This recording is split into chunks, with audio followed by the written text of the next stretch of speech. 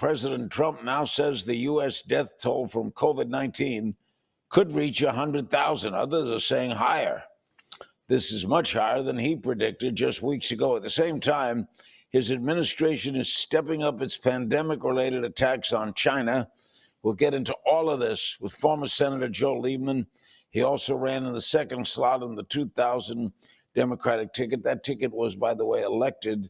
It was defeated by the Supreme Court 5-4. I couldn't agree with you more, Larry. Great to be back with you. Okay.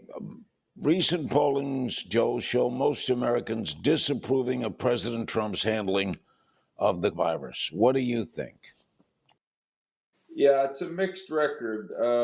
It's kind of surprising because leaders tend to go up at time of crisis because they're given an opportunity to really do what the people need them to do because no one else can do it. So, I mean, it's a long story, Larry, but I say that the Trump administration was a bit slow at the outstart, but it wasn't all their fault because honestly, they were not left with a lot in place by the preceding administrations. I can tell you by coincidence that in 2014, Tom Ridge, the former Secretary of Homeland Security, and I were asked to co-chair a commission, a bipartisan commission on biodefense. And a big focus of that was, are we ready for an infectious disease pandemic? We put out a report, 2015, and we said the country is not prepared. Made a series of recommendations.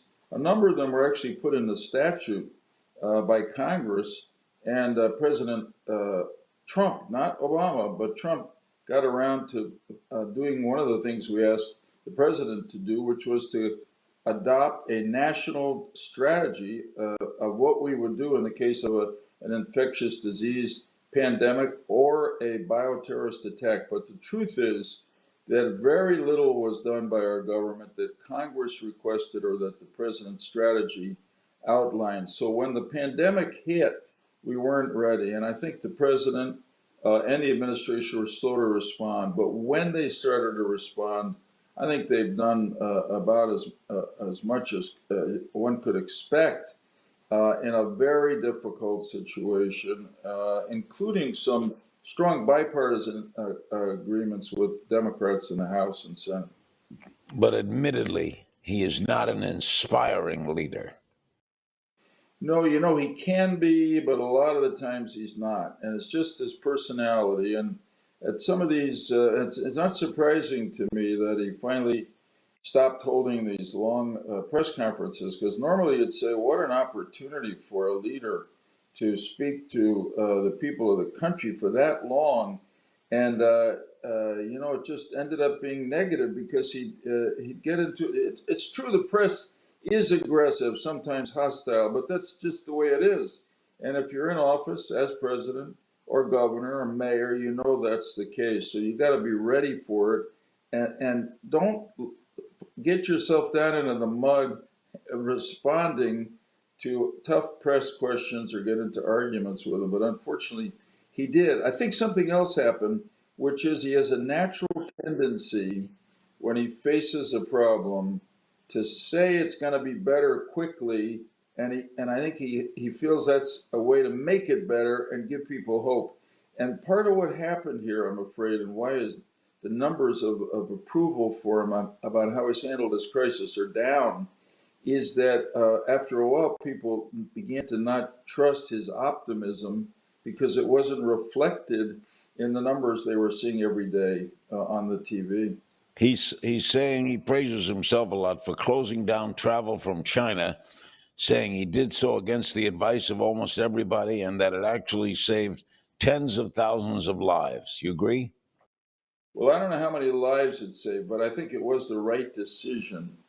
And I applaud him for it, but really he should have done a lot more then. In other words, he acknowledged, this was at the end of January, so he basically was acknowledging this was going to be a real threat to our health. It was a pandemic probably. But what he also should have done is focused inside America. And it would have been tough, but moved right away to the sheltering in place requests. that followed about a month later, and right away to urgently trying to use the powers of the presidency to get in place all the supplies we needed.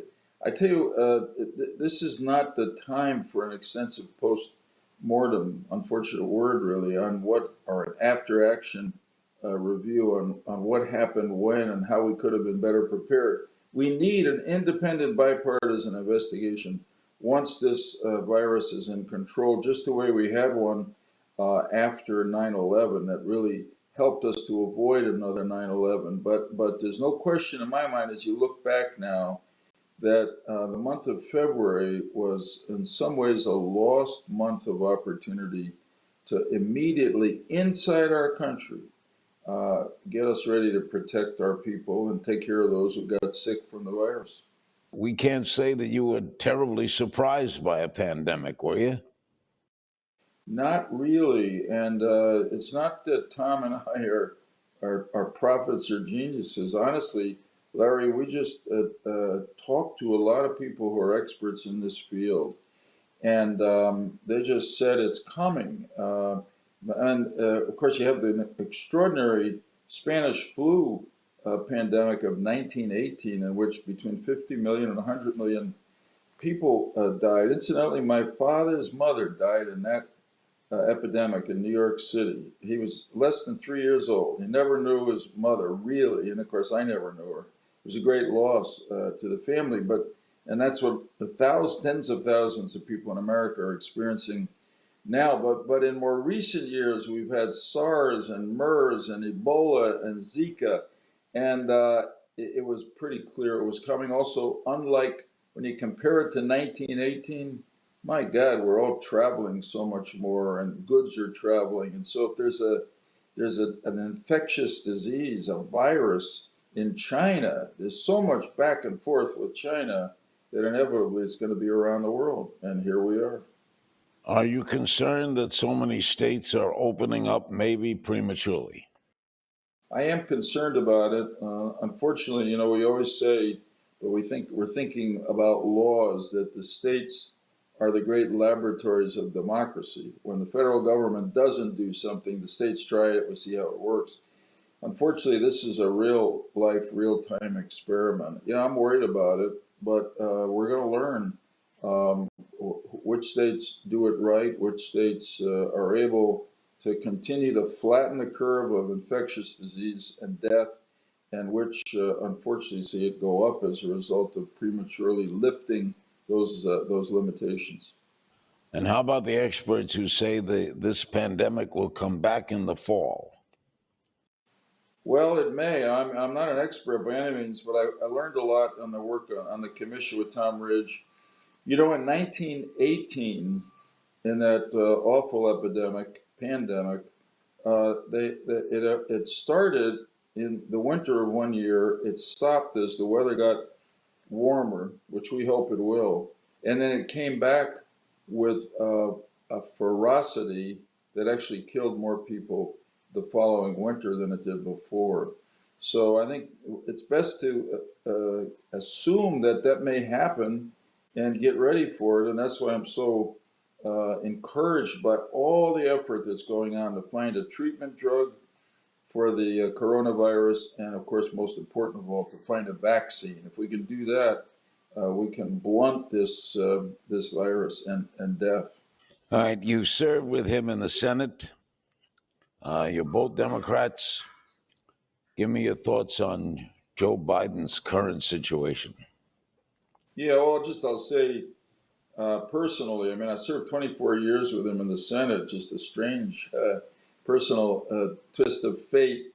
I was a state senator in the 1970s. 1972, Joe Biden gets elected to the U.S. Senate from Delaware. He's not even 30 when he gets elected. He's 30, constitutional minimum age when he takes office in January. 2 years later, I'm running for re-election. I have a friend in New Haven. I'll mention his name, Roger Harrison. Roger calls me and says, "How'd you like to have a U.S. Senator come up and campaign for you?" I said, "I can't imagine who would want to do that for a lowly state senator." Well, I went to Syracuse with a guy named Joe Biden, And he came up, and he was great. We spent a day together. We've been friends ever since. He's just a fine human being. He knew how to make the Senate work. I mean, he by the virtue of his personality, the fact that people liked him and trusted him, he had some unusually strong relationships with Republican senators, even people like Strom Thurmond, but certainly people like Orrin Hatch and a lot of others, with whom he collaborated to get some big laws passed. So I have a lot of respect for him. Do you worry that the Me Too movement will now attach itself to him? Yeah, I do worry about it. I mean, look, this woman, Tara Reid, has made a serious accusation. I mean, I will say myself, from all these decades I've known Joe, in particular the 24 years in the Senate, I never saw any behavior like the behavior that or even suggestive of the behavior that this lady accuses him of. But she's come out, and it's not easy, and made the accusation. And as Biden himself said, she deserves to be taken seriously in the investigation and the accusation investigated. One of the most significant things in these cases is that is there a pattern of behavior? I mean, are there others who will say that Joe Biden did something similar to them? So far, we haven't seen it. So my guess is, because of the way politics is, that this will chase him and hound him, this case, right through election day. But I don't really think it's going to decide how many people vote unless something more is proven about this kind of behavior by Joe Biden. Right now, it's just an accusation. Well, Joe, you look great. I wish you too, my continue friend. good health. Thank you. There's no God one bless like you. him. Always good to be with you. Take care. Take care.